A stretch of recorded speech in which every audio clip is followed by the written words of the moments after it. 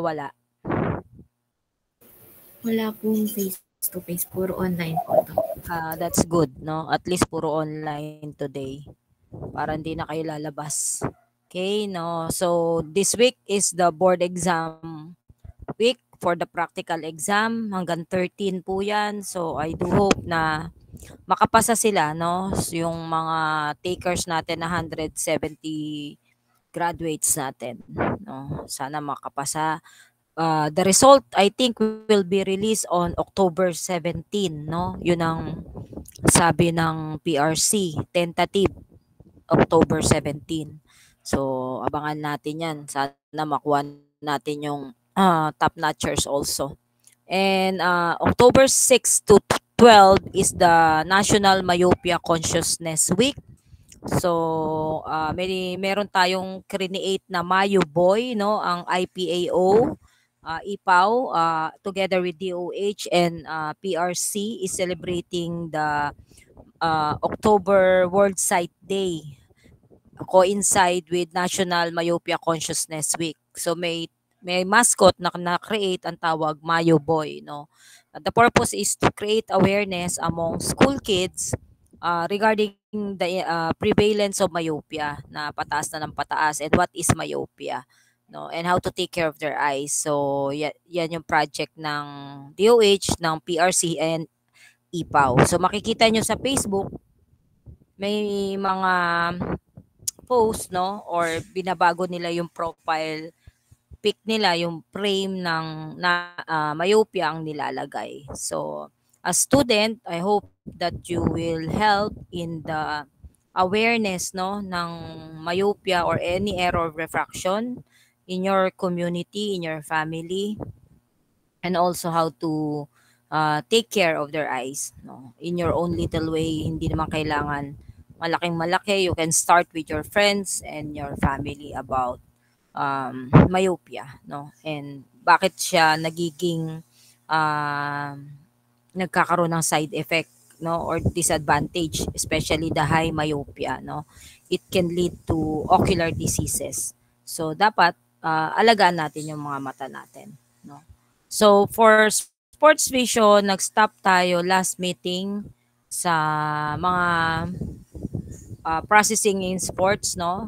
Yung visual information processing. So sinabi natin may perceptual mechanism, may decision mechanism, and may effector mechanism. So now we go to visual performance evaluation. So how are we going to evaluate yung performance ng athlete, or how can we improve the performance of the athlete? So of course, like a regular patient, we start with case history also sa mga atleta. So the case history for an athlete should start with the basic element of history for comprehensive vision examination. So the case history should include chief complaint or the main concern of the athlete, secondary vision concern or associated complaint, then personal and family eye history, and personal and medical history. So yung case history ng athlete is halos the same lang sa non-athlete. Ang difference lang is syempre they are more concentrated on the scenario, whether during the game or actual competition or during training, no. So syempre doon nila mararamdaman kung ano yung ocular problem na meron sila. Then these are sample question when you are talking to the athlete and asking for case history, no. So do you ever feel that your vision compromise your athletic performance? So syempre doon ka nakakoncentrate as a doctor. Do you notice inconsistency in your performance during the game or event? So is this consistency noticed early or late in the competition, or the inconsistency noticed during critical competition situation, or during day or night, no? So do you experience loss of concentration during sports performance? Do you have difficulty keeping your eyes on a moving object, or do you have difficulty with depth perception? So sample question lang po na it can give us a good idea kung anong problema meron si athlete. Do you have difficulty judging ball rotation? Do you ever have difficulty knowing where the ball or other players are? Do you ever notice decreased peripheral vision during sports performance? Do you ever notice sensitivity to light? Do you use visualization or imaginary technique? Do you make the same mistake time and time again during competition?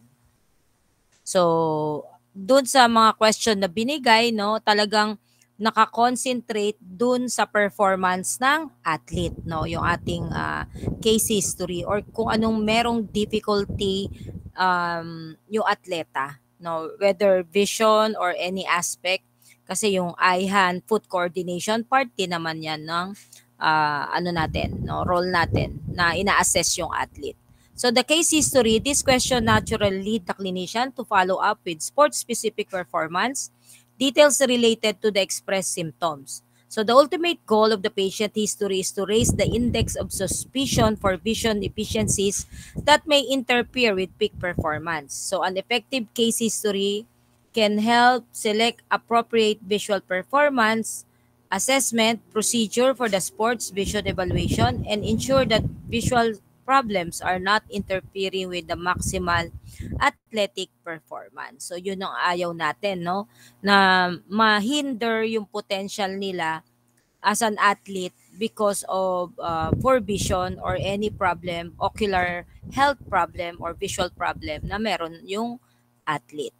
So, static visual acuity, alam natin na static visual acuity is the ability to see a non-moving target at a fixed distance. So, syempre, kinuha mo na yung case history, mag-visual acuity ka na, no? So, it's a measured at 6 meter or stimulated distance viewing and a standard part of the vision evaluation of athlete. So, it is measured monocularly and binocularly. We can use the instrument like Keystone, telebinocular, Snellen chart, Bailey-Lowy, Logmar chart, Landolt-C. So, athlete should be evaluated with the habitual correction. Kung halimbawa, may dati siyang salamin, no? Natanong mo, meron ka bang salamin? Sinabi niya, yes, meron.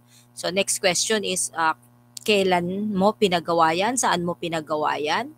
Anong klaseng salamin yan, no? Anong klaseng frame ang ginagamit mo? Yung regular frame ba o pang sports frame, no? Anong klaseng lente? Regular lens ba or polycarbonate lens, no? Or transition or multi-coated lenses. Ang pwede mo rin itanong is, kailan ka pa nagsalamin, no? Anong year ka or anong age ka nag-start mag-glasses, no? So, nakakatulong ba yung salamin mo sa performance mo or sa training mo or sa gabal yung salamin mo? Nagko-contact lens ka ba or nakapag-contact lens ka na? Next question, pag nag-contact lens na is anong klaseng contact lens gamit mo, no? Ano ba yan? Disposable, monthly or daily or 6 months or 1 year mo pinapalitan yung contact lens mo. Ano siya? Colored, clear, soft contact lens ba yan o RGP? Anong solution ang gamit mo? Ilang oras mo sinusuot ang contact lens, no? So the more question that you ask the athlete, the better it is for the practitioner to know the overall performance, no, or day-to-day activity ng atleta from training to ordinary activity sa bahay or pag wala sa training and during competition, no. So yun yung purpose na why we have to know and evaluate the habitual correction of our patient also. So this is the example of telebinocular, no, the telebinocular visual acuity chart and HOTB and the Landolt-C. So static visual acuity, the measurement of the static visual acuity is an essential element of any vision evaluation because degraded visual acuity can have a detrimental effect on many other aspects of the visual performance. So reduced visual acuity have an effect on the dynamic visual acuity, depth perception, and accommodative accuracy. So kung merong static sa atleta, importante na meron silang dynamic visual acuity. So this is an example of the dynamic visual acuity rotator, no? So umiikot yan, parang plaka, then babasahin ng athlete from biggest letter to smallest letter kung kaya pa niyang makita habang nagmo-move, no? Or nagro-rotate yung test target. So dynamic visual acuity is the ability to resolve details when relative movement exists between the observer and the test object. So many variables can affect dynamic visual acuity like target luminance, angular velocity, and time exposure to the target. So human attributes that can affect dynamic visual acuity include resolving power of the retina, if kung may grado, peripheral awareness, oculomotor ability, psychological functions that affect the interpretation of the visual information. Dynamic visual acuity also is a visual acuity for a moving target is reduced compared to the static visual acuity or stationary target. So acuity becomes progressively more reduced with increasing velocity of target. The correlation between static and dynamic decreases with increasing target velocity. Males perform better in dynamic visual acuity as compared to female, no? So a progressive decline in acuity happens in advancing age also. Siyempre, habang tumatanda na yung athlete, nagiging presbyope na yan, no? Another test that we need to check is the contrast sensitivity. Contrast sensitivity is like checking the visual acuity of the athlete, no? Ang ano lang dito is more on the environmental condition, no? Na kung saan naglalaro yung atleta. Pwede kasing indoor, pwedeng outdoor sports, okay? So contrast sensitivity measures the visual system ability to process spatial or temporal information about objects and their background under varying lighting condition. So measurement of contrast sensitivity function or CSF, yan yung kung tayo mayroong logmar, no, merong Snellen chart, sa kanila merong contrast sensitivity function, CSF. Because many sports involve visual discrimination. So contrast sensitivity also may be graded in contact lens wear if the lenses are not optimal. Minsan kasi naka-contact lens na, ang ganda ng visual acuity, pero nagkakaroon naman ng poor contrast sensitivity. So measurement of the CSF should be performed with the best optical correction in place para alam mo how do the athlete perform, no, with the prescription. Kaya dapat suot nila yan. Next is, this is an example of the contrast sensitivity chart. This is BISTEC. Meron tayo niyan, no, sa clinic. Kaso parang di na siya umiilaw eh. Parang hindi ko alam ba't di natin na nagagamit yung ibang chart. Marami yan eh. Marami yan sa Manila. I have one in Malolos pero hindi rin umiilaw. Galing sa Manila yon, no, pinadala ni Dean. So napansin nyo yung BISTEC contrast sensitivity, may mga linya-linya siya, no? Parang malaking linya to paliit ng paliit, pa-fade ng pa-fade. Syempre, kung nakikita mo pa yung pinaka-dulo na circle, number 9, ibig sabihin maganda yung contrast sensitivity mo, no? Pero kung halimbawa number 5 ka lang o number 4, medyo mahina yung contrast sensitivity nung patient. Then refractive status, these are visual skills, no, and visual evaluation natin sa atleta. So you get the visual acuity, marami pang test like accommodation, depth perception, motility, no, ocular health, no, ng atleta. Siyempre as an optometrist, importante sa atin ano yung magiging grado or kung merong mang grado yung atleta. So we have to check the refractive status. So assessment of the refractive status is essential element of the visual evaluation of the athlete. So standardized examination procedure to evaluate the refractive status are recommended for athletes, like yung what we're doing with non-athlete, no? So study shows that 20% of athletes need to have their vision correction, no? And 28% had less than 20/25 visual acuity with old RX. Then 35% of the right eye had greater plus or minus diopter sphere uncorrected spherical refractive error. And 64% of the right eye had greater -75 uncorrected astigmatism. So kahit mababa we have to prescribe even a 0.25 diopter sphere, no? Whether it's a spherical or a cylinder lens, kailangan nating i-prescribe because we want to achieve maximum performance and clear vision ng mga atleta. Hindi walang room for blurring of vision, no?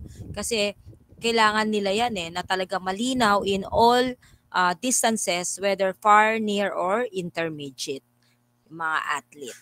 Okay? So in after taking the refractive error or the status ng athlete, then we will decide kung ano ibibigay mo, kung contact lens ba, soft contact lens sphere or soft contact lens toric, daily disposable ba o monthly disposable, no? Or pwede rin siya mag-RGP, no?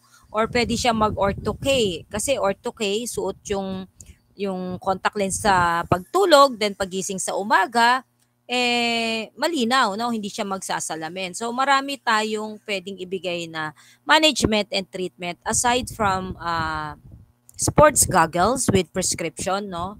Or regular frame ni patient. Pag wala siyang laro, no? Pag wala siyang training, pwede namang regular frame ang suot ni athlete. So, eye-hand foot preference is one aspect also na chine-check natin. So, ocular dominance was described by Giovanni Battista della Porta in 15th century, no, in 1593. So, interest in the relation between ocular dominance and performance has been active ever since. So, dominance has been defined as any sort of physiological preference, no? Okay. Then, priority of preference by one member of any bilateral pair structure in the body when performing various tasks. Sanday lang mga anak ha. May nag-message lang from IPAW, sagutin ko lang to ha.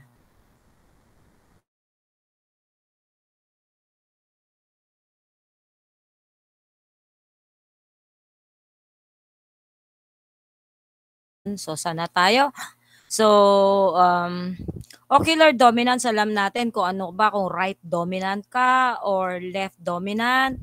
Pwede namang kasing right dominant ka, then right-handed ka rin, no? Pwede namang right dominant ka, pero left-handed ka or cross dominant.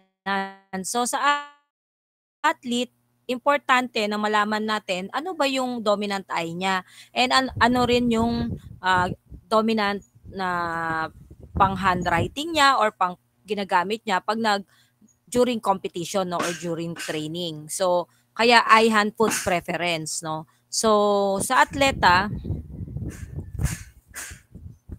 so may mga sports, no, na talagang yung eye hand foot coordination napaka-importante, no, like basketball, volleyball, soccer, football, or any sports, any dynamic sports, no, like tennis and badminton, no, or table tennis, no. So these are just example of activity na i-enhance yung eye hand foot coordination or exercises.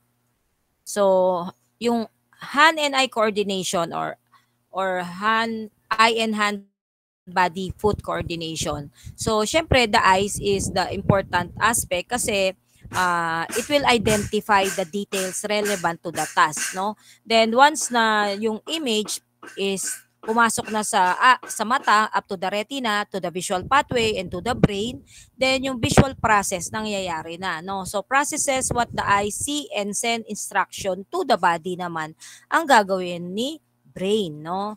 So then the body will follow whatever the brain's instruction. Kung move to the right, move to the left, forward, backward, or raise your hand, di ba? Or raise the racket.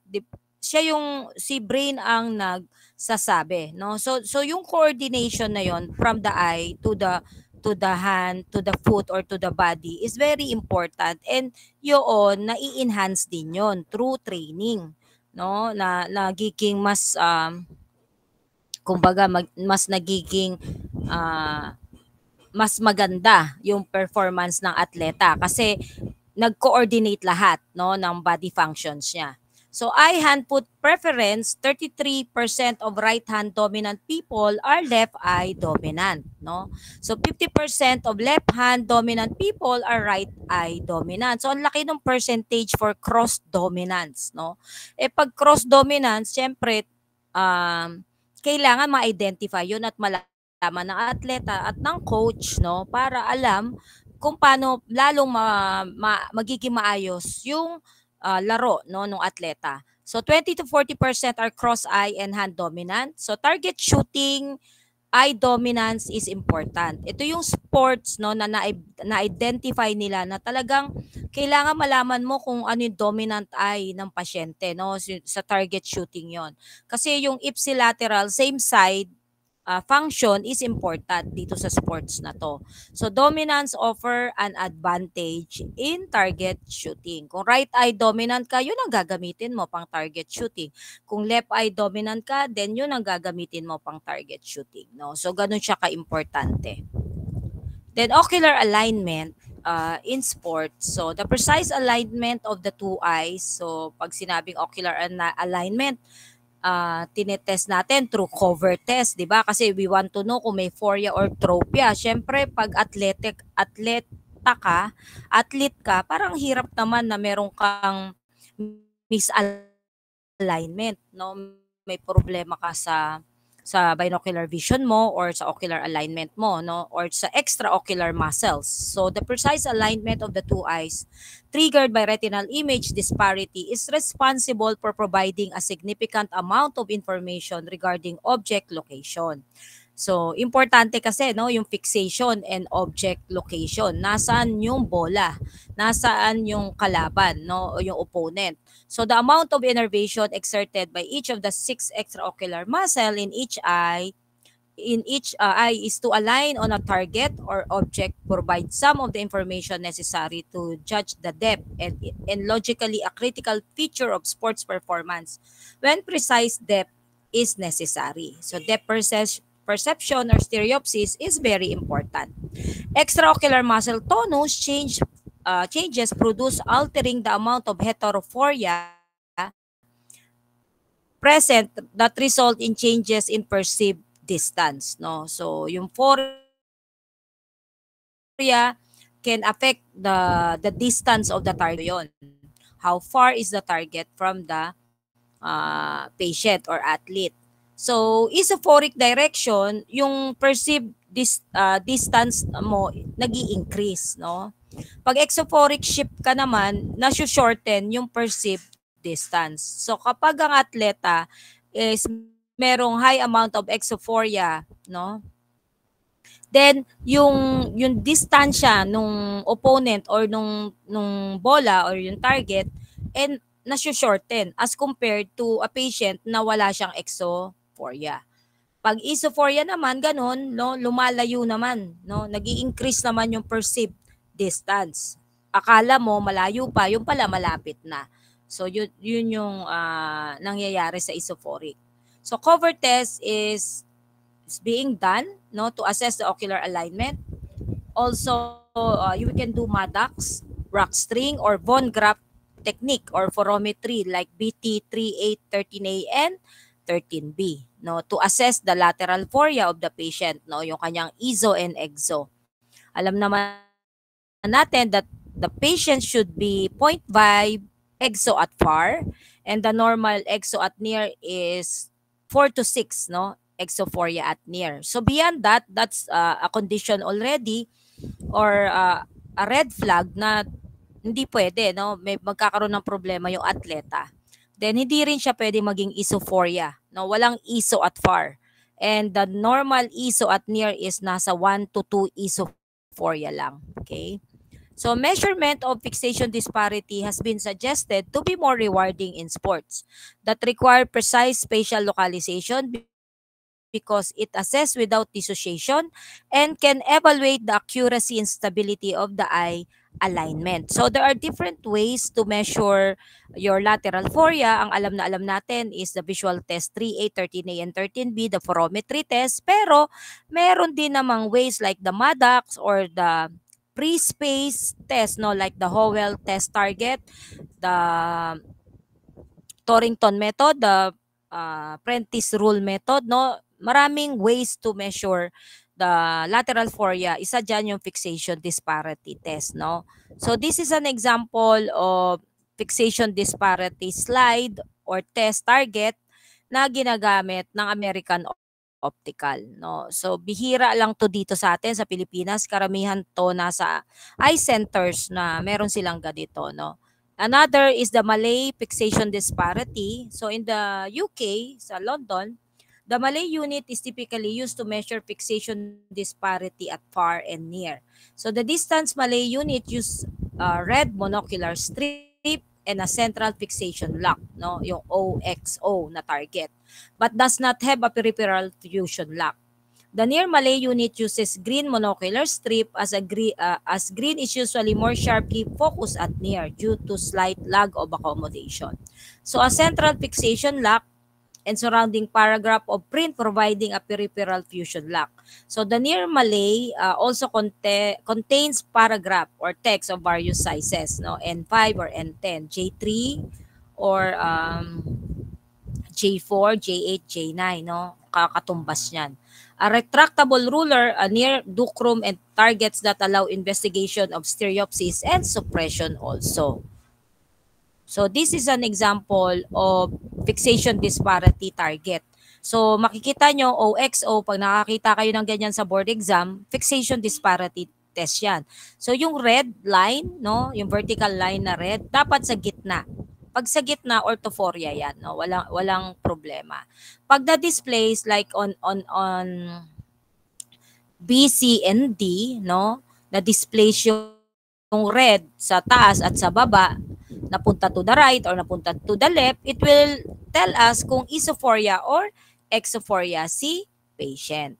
Okay. So how do you perform fixation disparity? So first is you have to explain the test to the patient. This is a test that will help to determine whether your symptoms should be due to problem of your eye muscle not working together. Like, halimbawa, na sumasakit ulo, nahihilo, no? O palagi siyang nadadapa, palagi siyang bumabangga, no, sa mga object, no? Pag ganun yung kanyang mga simptomas, baka meron ng problema sa ocular alignment. So fixation disparity is usually assessed when the appropriate refractive error or correction is in place for viewing distance. So again, we can do it far and near. So with BT number 7. So orient the OXO in a horizontal position with the red strip vertical. Like itong nasa picture natin kanina, di ba? So keep the room lights on to illuminate the unit surrounding. This provide a paramacular and peripheral fusion stimuli. Prior to placing the Polaroid visor in front of the patient eye, so meron kang ilalagay na Polaroid visor, no? Aside from the BT7. Ask the patient to look at the X in the middle of the OXO. Do you see two red strip, one above and one below the OXO, like in figure letter A, no? So yan yung gusto mo ipakita sa patient, no?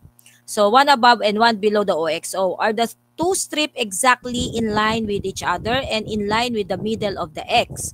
So again, pag letter A picture, naka-line yung red sa taas saka yung red sa baba sa X, ibig sabihin orthophoric si patient, no? So this is sure that the patient is aware of what alignment look like. So that they subsequently misalignment is more easily noticed. Next is place the Polaroid visor in front of the patient eye and check the top red strip is seen by the left eye and the lower strip by the right eye. So, syempre, occlude mo yung mata, no?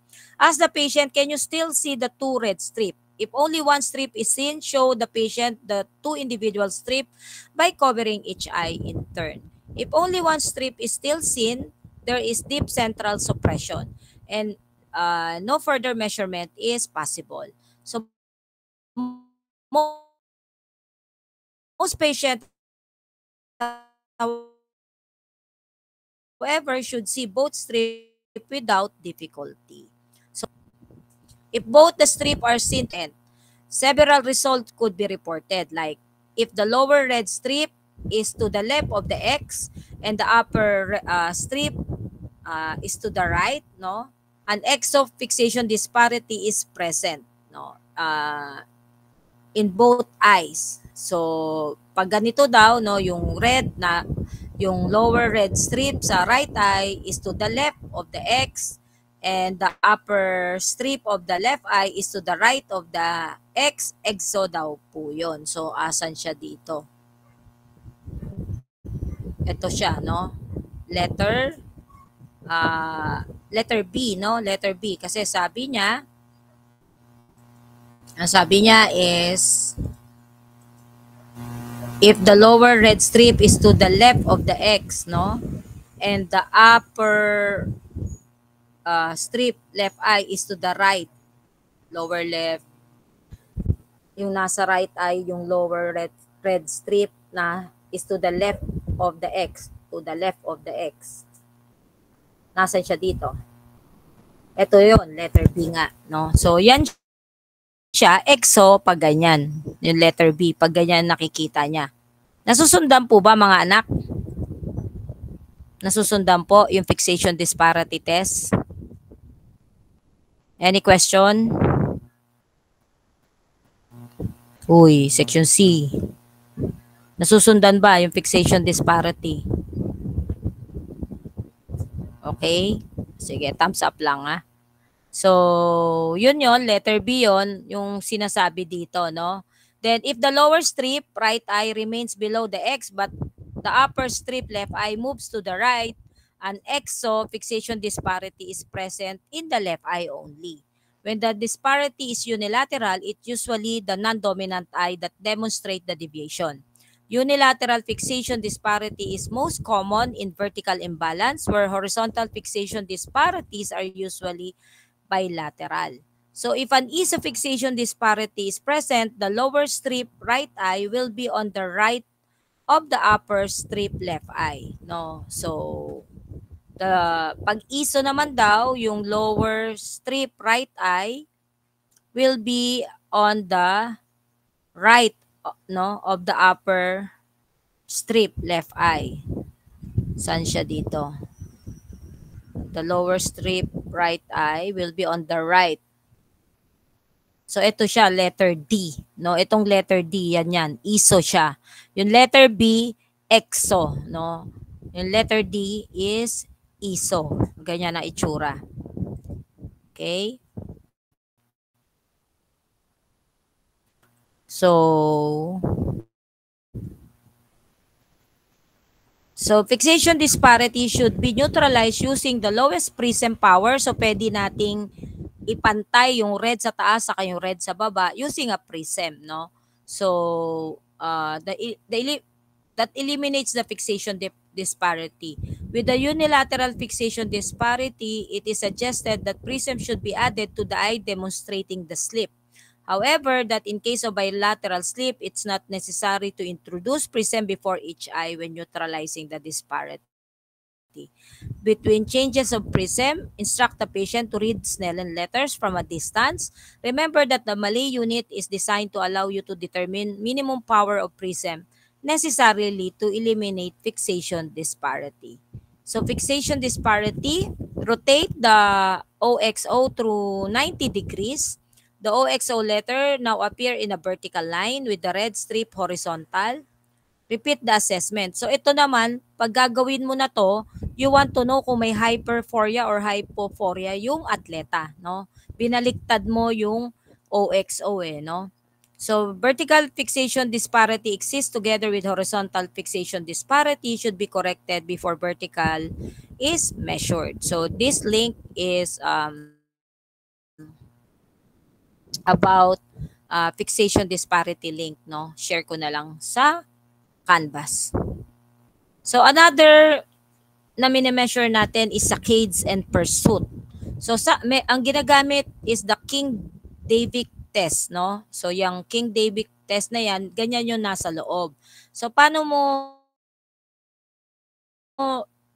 papagawa sa atleta yan? Sasabihin mo, can you read the first line vertical? So sasabihin niya 7983584 Inuurasan mo yan, no? Then can you read the first line horizontal 74816? So, ikaw ang magdedirect, no? Or pwede mong sabihin, can you alternately read the vertical numbers from first line to the third line to the last line? So, babasahin niya pa vertical, no? 798358418342053262192079.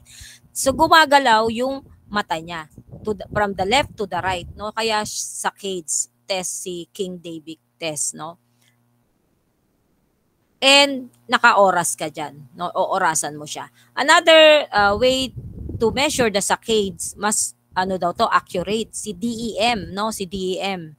So you do the test at 40 centimeter and you use the developmental eye movement. Yung ibig sabihin ng DEM. So ganun din, test A, test B, test C, pahirap ng pahirap, no? Una, left to right, left to right, left to right, babasahin niya. So saccades talaga yon, no? Then next is naka-jumble na o naka-rumble na yung mga numbers. So pahirap na ng pahirap, no? Kaya developmental eye movement. And each paper have a score, no? May score yan. So what do you want to assess? You want to assess the ocular motor function ng mga extraocular muscle in sports. Kaya mo ginagawa itong mga test na to, no? Kamusta ba yung ating mga extraocular muscles? Siyempre, ang atleta dapat intact ang extraocular muscles nila. Okay? Any question or clarification? May tanong po ba? None so far po, Doc. None? Okay. So, yung assignment ninyo na gagawa kayo ng sarili nyong sports, di ba? Kailan nyo pwedeng magawa yon? Gusto nyo ba yun na lang ang midterm exam natin? Project nyo? Yung gagawin yung project, yun ang midterm exam. Then, magpapaquiz na lang ako na magpapaquiz para sa CP. Isasubmit sa Canvas. No? So, di ba, ang gagawin nyo doon parang portfolio. Halimbawa, maglalaro kayo ng bowling. No? So, i-document nyo yun, yung paglalaro nyo.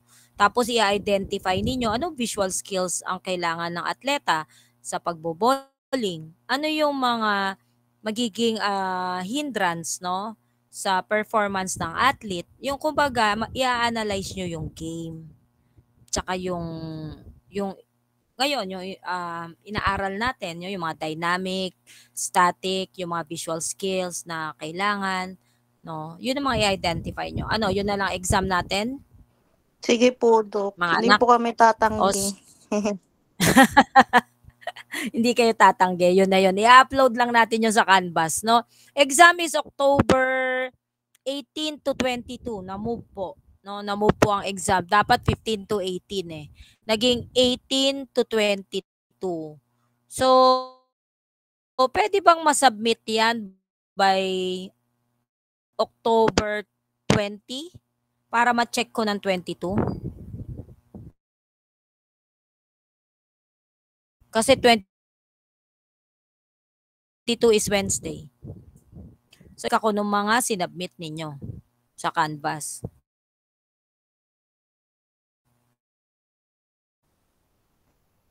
Pwede? I-deadline ko na October 20, kaya? Yes po, Doc. 21, Tuesday, sa Canvas. No, ang deadline ng upload. Bigay naman ako ng question, no, kung ano yung masasagutan ninyo. O yung ano yung mai-observe ninyo. Okay? So, if you don't have any question, bye, class. Thank you, Doc. Thank you po, Thank Doc. you. Yes, lalagay ko sa Canvas yung Thank you po, Doc. deadline. May klase tayo sa 15, ah. October 15.